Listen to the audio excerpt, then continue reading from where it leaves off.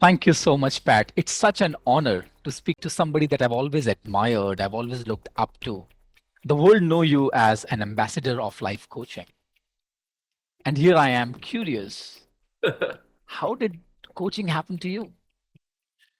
Well, that title kind of was given to me by some of my students in the early days. And I joke because if I'm the ambassador of life coaching, I'm still looking for an embassy somewhere in the Caribbean islands. I think that would be great.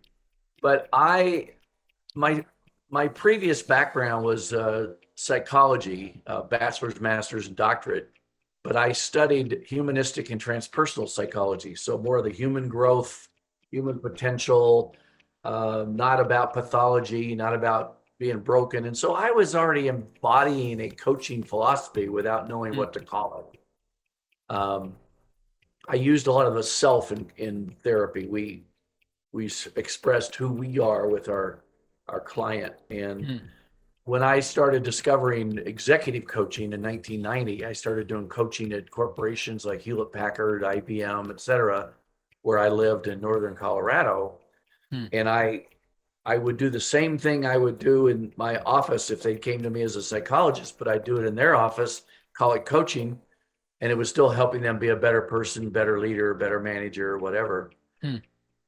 And then when the coaching movement kind of started in the early 90s with Thomas Leonard and Coach University and CTI, and I helped form the ICF, I knew I had found my tribe because I said, Hmm. oh my God, in 6 months, I closed my therapy practice, went full time into coaching.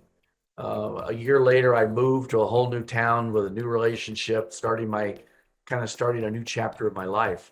So Hmm. coaching opened up a whole sphere of new possibilities to me. And the way I would just summarize it is I think I had like if you know, a periscope where you can put it and see around the corner. Hmm. I could see that coaching was going to be the next big thing. I could see that it was going to reach more people than counseling or psychotherapy or Yeah, ministry because you didn't have to be broken to see a coach. You didn't have to have something wrong with you. You precisely. wanted to have something better. So I really could see it coming. And little did I know I would create a coaching school and be 30 years in coaching and written all those books, but I knew it was going to do something for me to show up in a different way. Hmm. Thank you. So you said that coaching is not for broken, it's for primarily who's looking for something in the future. So just curious to understand from a master himself, how do you define, how do you actually create a distinction between psychotherapy or different forms of counseling or therapy and coaching on the other hand? Well, I tell a lot of my students and mentees that it's really the context of the relationship. What does the client think they want? If they've got deep emotional wounds that they have to work through, if they've got post traumatic stress, like I used to do in therapy, if they've got tremendous hurt that needs to be dealt with, they're not ready for coaching. But a lot of people can have emotional angst and Hmm, uh, uh, mixed emotions going through life. Because if you're passionate about making changes in your life, you will have emotions. And I define emotions as energy and motion, hmm. emotion. Yeah, We have scientific proof that there is energy. There's heart energy. There's things change in the brain when people express their emotions. For my long life, I'm now 70, and I remember in my teenage years, 12, 14, I was influenced by my dad, who was a very uh, good father, that emotions are okay. It's okay if boys cry. It's okay if you share your emotions. And I also learned that in communities I was part of. So I began to see the value of not stuffing things, not hmm, holding it in. And I think coaching is a way to partner with somebody where they get to say what they've not said, hmm, think what they've not said, think what they've not thought, maybe feel what they're feeling, but share it with a committed listener in a safe environment hmm. where they don't have to be, there's nothing wrong with their expression. They're just getting accepted for who they are and then who they want to become or how they want to be. Hmm. So, would love to hear. You are one of the pioneers in the space of coaching. And in fact, you started the 12th coach training school in the world. Just curious, what has been your philosophy in coaching? Well, actually, the Conscious Living Mastery is my new program based Okay. on my 4 decades of coaching. My 12th school was the Institute for Life Coach Training. Hmm. And Hmm. one of my books was based on that. So becoming a professional life coach. My philosophy is probably influenced by my background in humanistic and transpersonal psychology that Hmm. people are driven by a purpose that they have yet to define. Carl Jung said usually after age 40 or so, midlife, whatever that is, we kind of feel like we need to find out what do we really want to do with our life. Hmm. But I often ask people instead, what does your life want you to do for it? What does Hmm. life want for you? So my philosophy is that life is an experiment and an experience, and a coaching conversations can ask questions that you haven't thought about. Like, well, how do you want things to be different? What's your dream? What's something you gave up on? What's a dream you gave up on? Hmm. Um, so I think my philosophy is that within each of us is kind of I might even call it a genetic blueprint to Hmm. be to be a unique entity in the world. We're all born with a uniqueness. Beautiful. Everybody has a unique purpose and maybe more than Beautiful. that. And so coaching is there to help develop that. Hmm. And I call it designing a future rather than getting over a past. Hmm. So beautiful when you're saying that. What does your life want you to do? And you use the word Yeah, experience and an experiment, and the yeah, job for the coach is to ask a question so that you can explore that you have not yet explored, think that you have not given a thought to, feel that you have not yet felt, say that you have not said. So absolutely. beautiful. And I So, think one of the key components of coaching is, in the competencies of the ICF, they don't mention curiosity, but curiosity, and I add compassionate curiosity, is where the coach doesn't get in the way of the client's understanding. I'm not there to be some wise guru giving them, you know, whatever wisdom I know. I'm there to ask questions that neither one of us know the answer to yeah, and to, yeah. and to be curious, which helps me be non-judgmental, even culturally, even cross-culturally. If I was coaching somebody from a different country, a different background, if I'm compassionately curious, I won't get in the way and step over that with some embarrassing faux pas about my beliefs about them. I can say, what's it like for you? What is it you want? What are the resources that you have available to you? What are the blocks that get in the way? Those are just questions of curiosity. Beautiful. This reminds me of my conversation with a very dear friend of mine, John Spence. He's considered to be one of the top 50 coaches in the world. He has been awarded several times based out of US. And the other day I was talking to him and I was very curious to ask him, hey, John, what have you noticed in few of the best coaches that you have dealt with? And he said they've always been compassionately curious about the other person. Well, there you go. There's the word. And while I was listening to you, I could connect with him because that's exactly what he mentioned. And also, whatever little work I have done, I think when I'm genuinely interested in the other person and when compassionately curious, Yeah. something emerges in the moment. And Yes. also, Pat, I remember my conversation with Sir John Whitmore. You have done Uh, a lot of work with him, he right? was a good friend of mine. He even stayed at my house when I lived in Florida once. But Yes. yeah, he was a great, great friend, great colleague. So I remember my conversation with him way back in the year 2012, 13. And I asked him, Master, in case I would like to learn coaching, how can I be an even effective coach or a better coach? And you know the deep voice that he has and the way he laughs, and he laughed his gut out. And he said, learn to observe a small child and the Oh, curiosity brilliant, and the curiosity with which he asked questions. And then he brilliant. started laughing. That's brilliant. Yeah. So curiosity. I actually gave that assignment to a high-powered executive I had once that didn't have children, but she had nieces and nephews. I assigned her to go to the park and watch the children and see what she Yeah. could learn. Yeah. Yeah. Absolutely. Absolutely. Yeah. I think the kind of innocence that they bring in, that's what is required, not only to become a effective coach, but I think to return back home, to become the human being that we all Yes. are meant to be. Yes. And we as coaches have to get out of the way. I mean, I know I'm a good listener and a compassionately curious person, and non-judgmental, and I'm creating this space where the client can explore. But if I get in my own way by thinking, oh boy, if I ask this question, that'll be brilliant, or here's some advice I need to give them, that's where it stops. Mm. We need to create we are the conduit for learning, not the giver of learning. So, what is the metaphor that comes to your mind when you think of coaching? Oh, well, I just use the word conduit. I think we're kind of a vessel, but it's like we are a container where the client can put their wants and needs and frustrations and emotions, and I just put myself in there with them. Where you put in physics, you put in two Yeah, minerals and it becomes something else. But we are, so maybe we're mixtures of the recipe, but we're not the answer. We ask questions that they hadn't thought about. They relate to us with some energy, and we can notice shifts in the person I mean, you can't coach yourself. I can coach myself all day long, walk around yeah, my house. But as soon as I have a conversation with another person, then I hear myself differently. I get a different perspective. yeah. So I think my philosophy of coaching is like we're this vessel that holds this stuff for it to become um, something new and Mm. uh, co-created. Thank you so much, Pat. So, Pat, you have been in this space longer than thousands of people who are coaching right now. You have Yeah. seen uh, when you started to think about let's create an industry around that. Uh-huh. Today, I've heard people talking about leadership coaching, executive coaching, teenager coaching, and parent coaching, and relationship coaching, and 10 different kinds of coaching.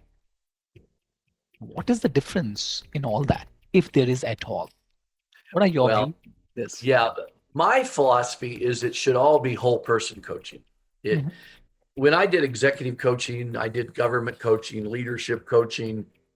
Um, I might have a special. Some coach might have a specialty niche. Maybe they're really good with relationship coaching. Okay, teen coaching. I mean, if I hire a business coach, I expect they're going to know something about business, right?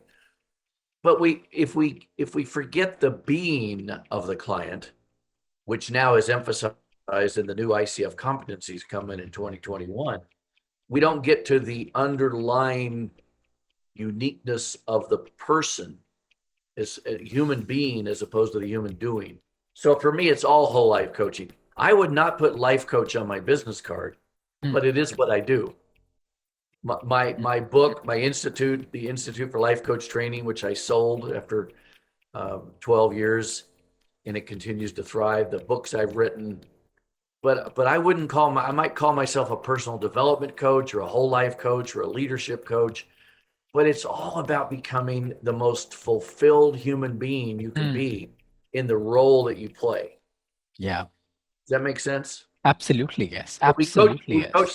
we hope coach the whole person. Quick example. So when I get a contract with somebody with a government agency or a corporation, they would have me agree these three things are what we want you to work on with this manager.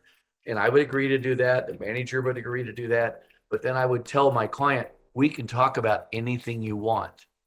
The stuff about your family, your marriage, your health, your kids, that won't go in the report. What will go in the report, agreed upon by you, will be the goals that they set for us.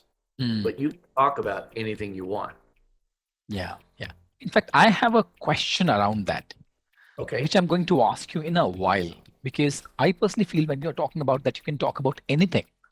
Yes. And what my assumption is, because the roots would be somewhere else. So if I'm dealing with relationship issues, the Right. roots would be somewhere else. So my question that I'm going to ask you later on is, how can we actually create that kind of transformation without digging the past? However, for the time Mm. being, I'm just parking this question on one Okay. side. Let me just ask you, because I'm very curious about what makes Pat Pat. Who are those leaders? Who are those coaches who have inspired you? Because you have inspired millions of people to get into Oh, coaching. wow. Who has been your inspiration, Pat? The first person that comes to mind is my father. I Hmm. mean, I was interviewed for a magazine years ago and wanted to know the three most influential men in my life. Now, they also asked me about women, so my Mm, mother was there too. But my dad was like a coach to me. He was my baseball coach, but he was my life coach without even naming that. He modeled for me um, authentic living, Hmm. friendliness, humor, compassion. And then the other people, philosophically, when I was young in psychology, was the philosophy of Carl Jung, because Carl Jung was separate from Freud. Carl Jung saw a positive future. He didn't see us bound by instincts that were negative and strange. Carl Jung was about exploring the spiritual and the whole aspect of a human being. Um, and then I was lucky enough to actually train with Carl Rogers before he passed away in my graduate school. So Oh, wow. his, his whole thing about empathic listening, unconditional positive regard, Yeah. that sets the framework for coaching. Hmm. You think of the ICF says people are whole, capable, and creative, and we create the space for that. Well, that sounds like client-centered coaching, client-centered counseling, Yeah. empathic listening, whole person related, create that space of allowing them to just grow. So that influenced me. And then as society got more and more modern, I won't say modern, maybe as evolved, um, I just had a lot of early coaching, like Thomas Leonard, who created Coach University and the Institute for Life Coach Training. Yeah. The founder of ICF. Yeah, the founder of ICF, and many other things. I mean, he was a controversial character, but what a deep thinker! Hmm. What a guy! And then I think some of the early coaches that were back with me in the beginning, who have become on the famous authors, famous coaches. I've got a tribe. Some people call me the OG of coaching. That doesn't mean the original gangster, but old guy of coaching. You know, I I'm not going to retire. I'm repurposing. But I want to see the fruits of my labor having influence, not just one-on-one coaching, but the fact that I've done teaching and books and speaking all over the world. I know I influence people that I don't even know about, like until you contacted me. I have no idea. So I'm honored that the waves of that ripple has reached you, and then your waves will reach other people. Such an honor to get into this conversation with you, Bet. Your waves would reach out to the world anyways. Yeah, exactly. Yeah. So, Pat, you have done work with the likes of Carl Rogers. You have learned from people like Sir John Whitmore. You have partnered with people like Thomas Leonard. Also, I remember during a last conversation, you used this metaphor, growing life like Beatles, right? Growing like the Beatles, right? Yeah. And that stayed with me. Then I did some more research around you, the kind of work that you have done. I guess you have created a workshop as well on the song themes from Beatles as well. So tell me, what's your relationship with Beatles and how do you relate with them? That's an interesting question because if I had to list another person who's greatly influenced me, it was Paul McCartney. That's the third person, and he's my best friend who's never known me. I mean, I wish I knew him, but I feel I've modeled myself after him. And let me just fill in the blank. So at age 14, Hmm. I got to see the Beatles live in amphitheater in Colorado with only 8,200 people were there. Oh, They were wow. flying, they were flying from Met Stadium in New York to go maybe somewhere in California. They stopped over in Colorado and did this concert in Red Rocks Amphitheater and introduced the Righteous Brothers and the Supremes. And here I am at age 14 with my older brother who was 17. My parents had dropped us off. They picked us up after the concert. I was in heaven. I mean, I still listen to the Beatles channel today on XM radio. I Hmm. love the variety, the growth. So I created this workshop and I integrate it now into my conscious living mastery program with some of the Beatles songs that I think are words to live by, like the long and winding road, Hmm. let it be, yesterday, help, I need somebody. All those songs can be themes for a human exploration of what's going on in your life. Yeah, Yes. people might pick somebody else, but I think the lyrics and the variety of music of the Beatles are just unbelievable. And I'm so glad they're still popular today because I still can't believe. I mean, in India, that movie that was made called Yesterday, that was a phenomenal movie about this guy that wakes up, he knows all the Beatles songs and nobody has ever heard of them. Hmm. Hmm. I, Hmm. I Hmm. thought that was fascinating. So I have a workshop integrated where the songs are a theme of a 12-week course. Hmm. Yeah, yeah, yeah. Brilliant. And you said he has been your best friend That never knew me. that never knew you, right? And also, you said you tend to model him. Oh yeah, that was the other part of the story. So Paul McCartney for me, he was always how can I put this? He was humorous as a Beatle, but he wasn't quite as controversial or um, avant-garde as John Lennon was. I mean, I love John Lennon. I loved them all. Great combination of blokes. Hmm. But Paul McCartney modeled family life, love of family. When he married Linda, I mean, he was heartbroken when she died, and then he made a mistake of marrying that other woman that, you know, kind of took his money and had a child just because of that. But now he's happily married again. His family life is separate from his fame life. Hmm. If anybody has seen the carpool karaoke episode with the American comedian, well, British, but he lives in America. I'm forgetting his name, but called carpool karaoke. Um, Paul McCartney said at that point, he says, when I'm meeting people, I'm just Paul. Paul McCartney, the Beatle, is somebody else. But if you want to stop me on the street and chat with me, I'm not famous. I'm just Paul. Hmm. And that's what I model my life after. I mean, I know I've done a lot of things that have been done on the shoulders of other people in collaboration, but I don't see myself as a famous person or some master. I appreciate that some do, but I'm just Pat. Hmm. And so that's the model that I get from him. Yeah. And Pat, last time I remember you spoke about something, and that helped me to get more grounded. You said something so beautiful. He said, if you start to look at your success, if you are wrapped up in your success, it's going to impact who you are as a person.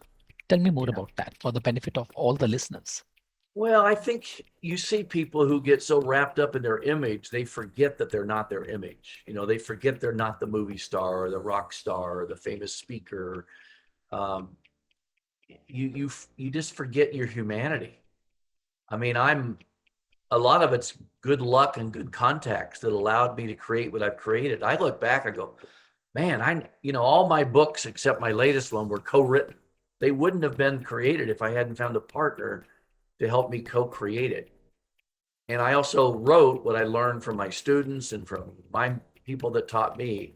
So we can't get wrapped up in our title, or I guess we would call it ego, um, because we're not. Well, it's like Paul McCartney. I'm not the Beatle. I'm just Paul.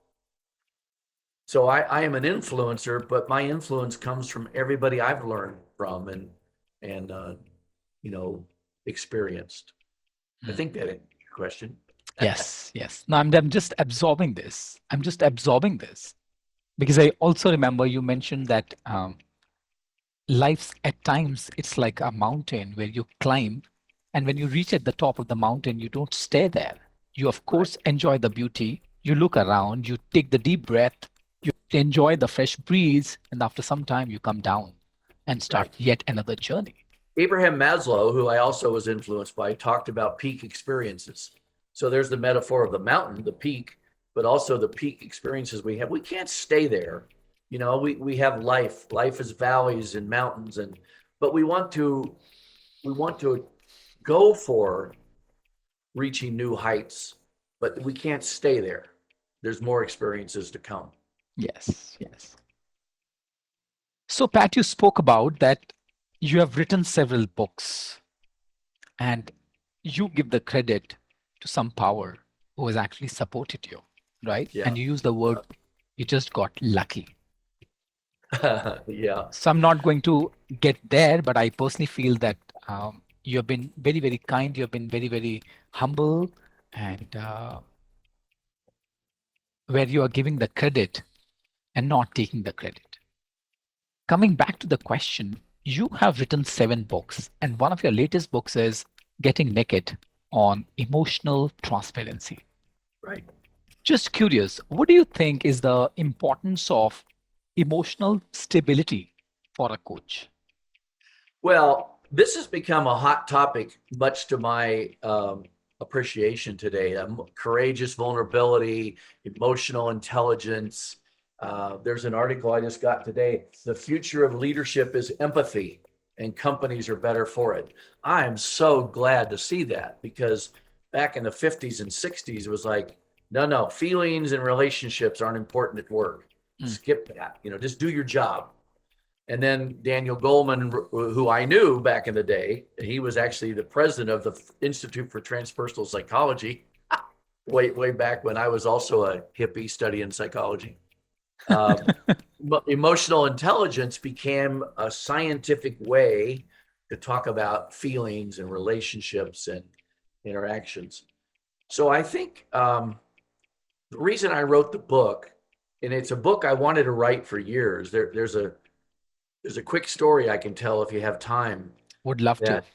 That in my trainings in humanistic psychology allowed the self of the therapist to be part of the conversation. We could be empathetic. Mm. We could share Say, brief say it again. stories Say it again. It allows you to to be letting part. yourself to be a part of. Yeah, to use the self in therapy, not to be a blank slate like Freud would have had you be. Mm. Just stay out of it. So we were able to relate to the client, use self-disclosure appropriately. Like maybe there's a story I could share. So I read a professor of mine I loved, Sidney Girard, who wrote Self-Disclosure in the Human Experience, Man Disclosing to Himself.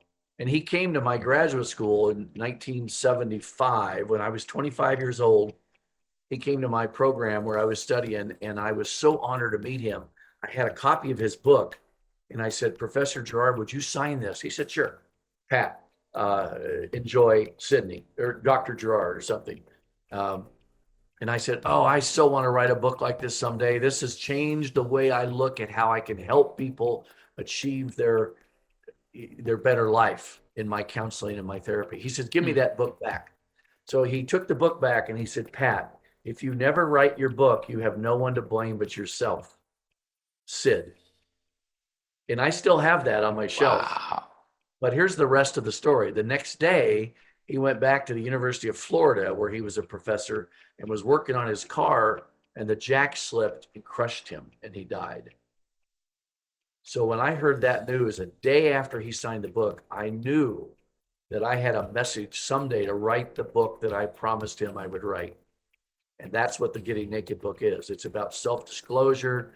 It's about the importance of people who are in the helping professions learning to be honest with themselves and have somebody they can share their dark secrets with or their undisclosed challenges. And then they can do that with their clients. You can't be fully present if you've got unfinished business, as Fritz Perls called it. If you've got things that you're hiding. And it's not all dark stuff. It could be things you gave up on or dreams you're hidden. They just need the light shined on them. So that's what Getting Naked. It's a metaphor because it feels like you're naked in public. It's like, oh my God. But once you do it, then the feeling or the story inside you doesn't fester and doesn't grow. It gets expressed.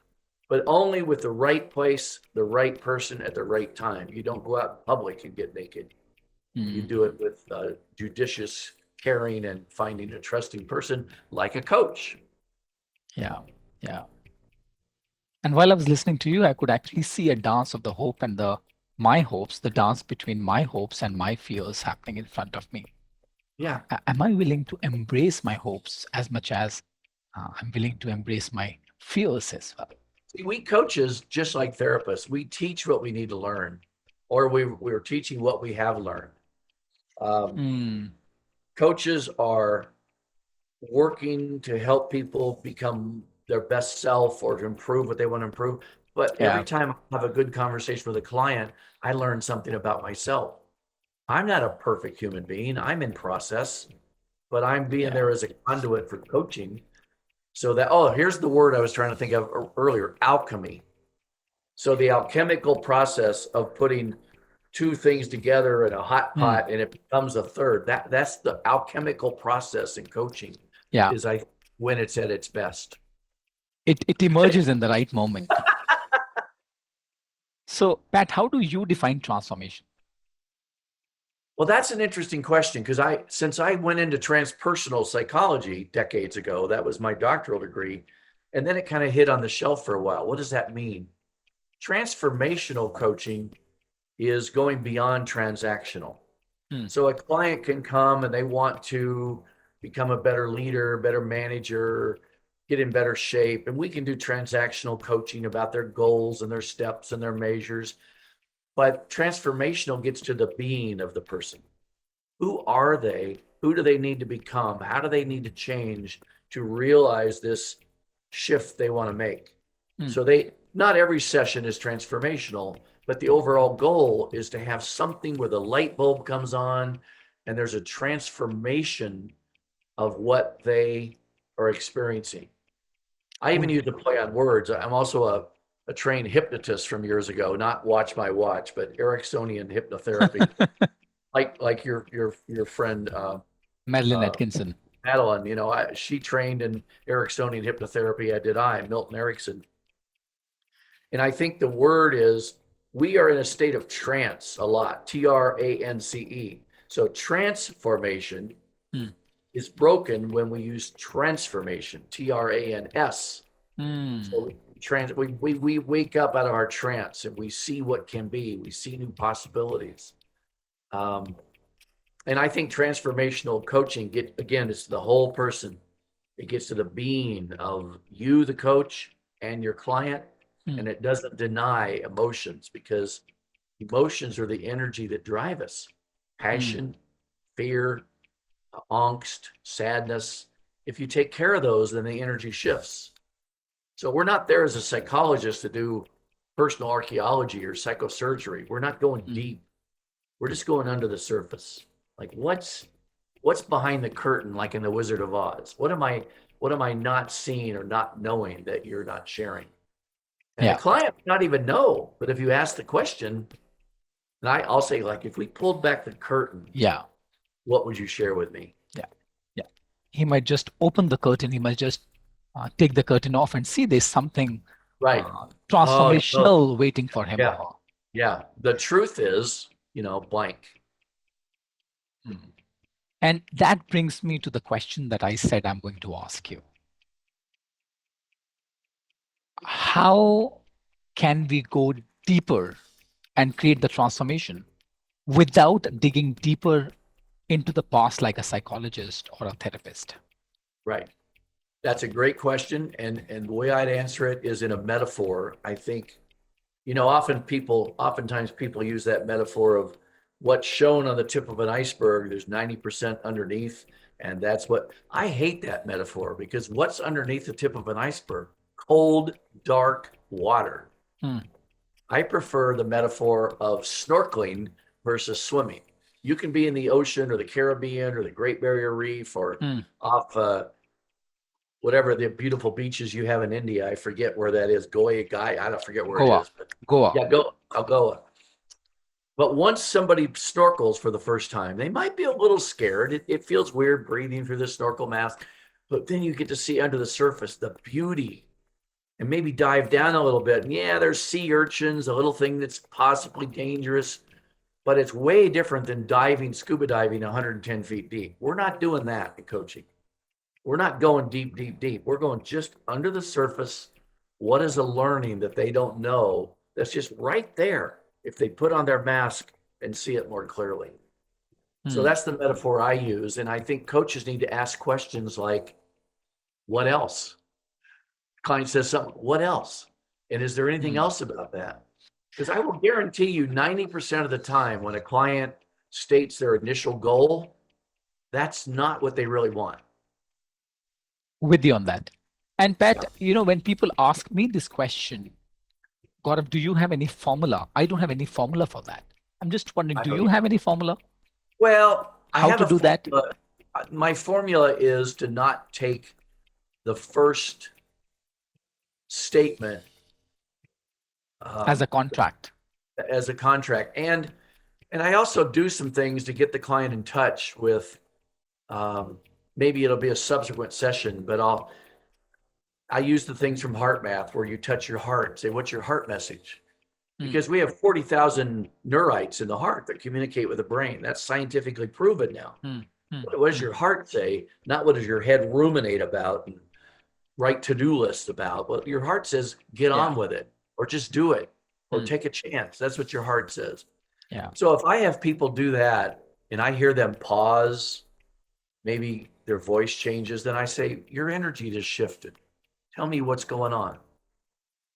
Now, I'm not doing that as a therapist, like, oh, let's go. This is some old childhood wound. I'm Yeah. not looking for that. I'm looking for what is preventing you, the client, Yeah. from knowing something more deeply Yeah. about Yeah. yourself that's Yeah. right there under the surface. Yeah. So, Pat, you use the word being and becoming. Yeah. You know, I get it. And when people ask, what do you mean by being? I don't have words to explain that. If you can help me, if you have been able to decode that, Oh, would love to hear well, from you. your country has a history of gurus and wisdom and the Upanishads and everything else. It's like, who knows, right? I mean, I remember the old Buddhist story where the acolyte was climbing up the hill to ask the realized master, what did you do before you became realized? And he Hmm. said, I chopped wood and carried water here at the monastery, right? And what do you do differently now that you're enlightened? I chop wood, carry water. Uh, I just do it with enlightenment. So I think my my thoughts about your question are, it's an intuitive process connecting heart to heart and maybe spirit to spirit. I don't even know how to measure mastery. I'm not even sure. I mean, I'm proud to be a master certified coach because I had so much coaching in my background when we started the ICF, but I'm not always masterful. Yeah. Oh, of course, there's a Mastery, difference between MCCs. There are so many MCCs in the world and I being know. masterful. Yeah. Um, I think it comes with a heart connection and being there for the person to um, express who they are and who they can become, because everything we do in coaching is about a state of becoming. hmm. I mean, even when a person's done, I got what I wanted, they're still in a state of becoming. They're in a state of becoming till the day you die. Hmm. So that's what I'm embracing. Thank you. What I'm picking up here from this conversation is it's an intuitive process of connecting from heart to heart, spirit to spirit. Yes, And it's a journey of human becoming where absolutely. you keep revisiting yourself moment by moment. Who are you being in this conversation? Who are you being in this conversation? Who are you being in this conversation? And as I often share with people, that uh, your MCC is very, very different from being masterful. So True. let's aim for being masterful. And I'm sure MCC would be a byproduct. Yes, absolutely. I mean, I think everybody should have moments of mastery and being masterful. Think of the masters in like Itzhak Perlman, the violinist, or who's the cellist that's famous. They still have coaches, they still have teachers, and yet they're the best on the planet at what they do. Yo-Yo Ma, the cellist, Yo-Yo Ma. Um, I will always have coaches. I mean, I've got coaches at my beck and call. I can email somebody saying, can we have a conversation? I'm fortunate in that regard. I have lots of groups I'm part of, so I get coaching as part of my personal continued development.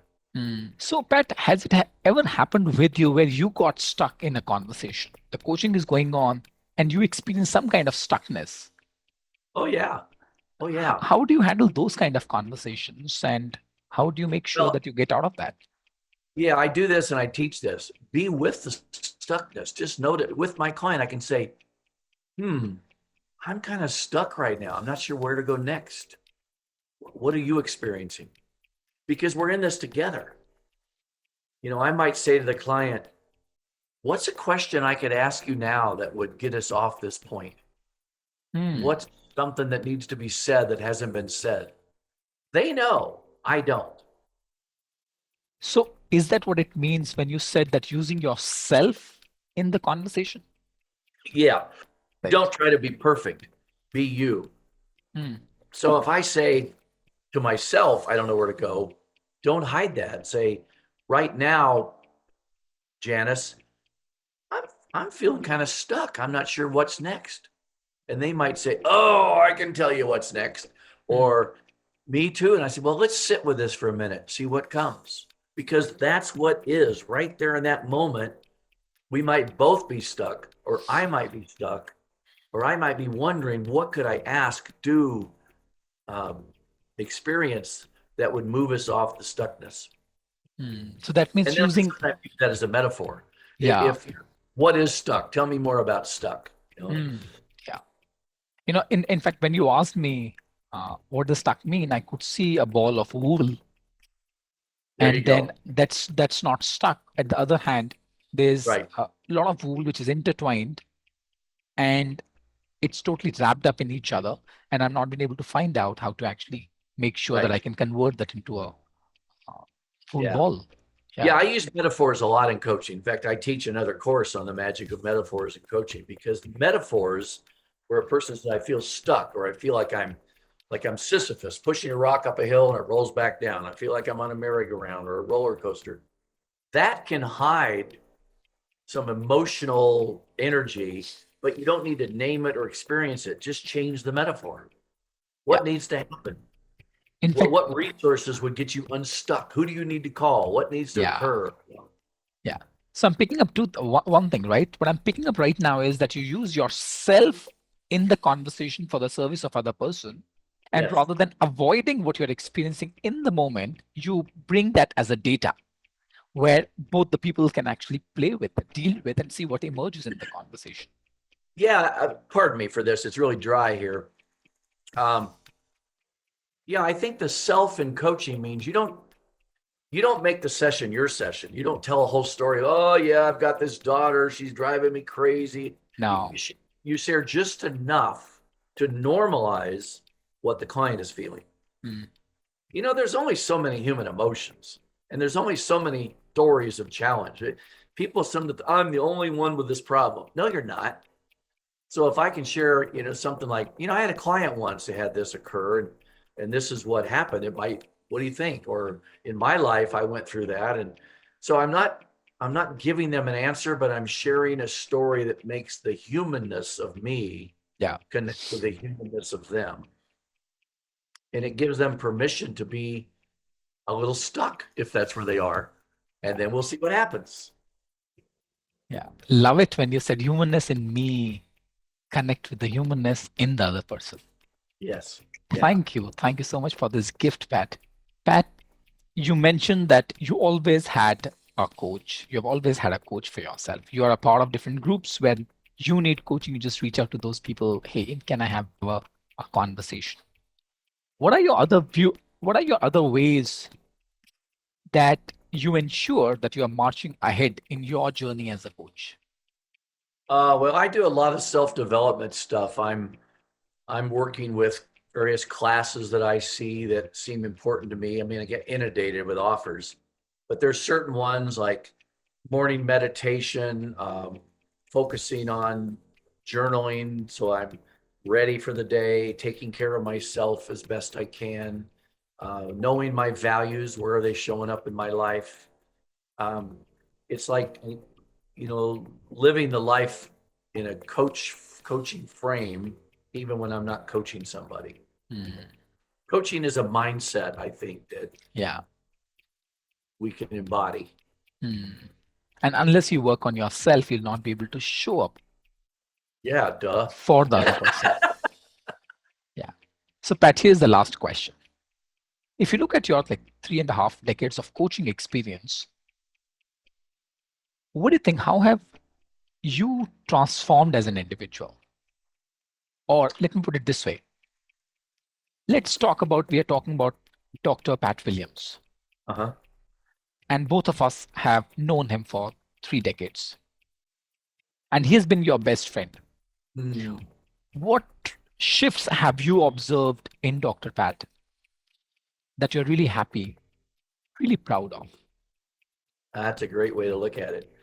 Well, I'm happy to have seen him overcome his own challenges. I mean, I've had life experiences like divorce, death of a second spouse, challenging daughters, uh, mistakes that I've made, but they're overshadowed by a really successful, happy life.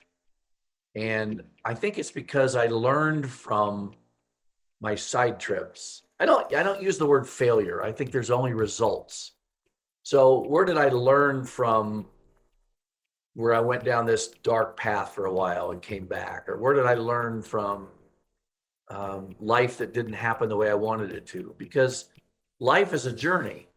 And now that I'm 70 and I started coaching at age uh, 40, and started psychology at age 30, being a psychologist, I've grown a lot. My life experience has made my relational work with clients better than it would have been at 20 and 30 and 40.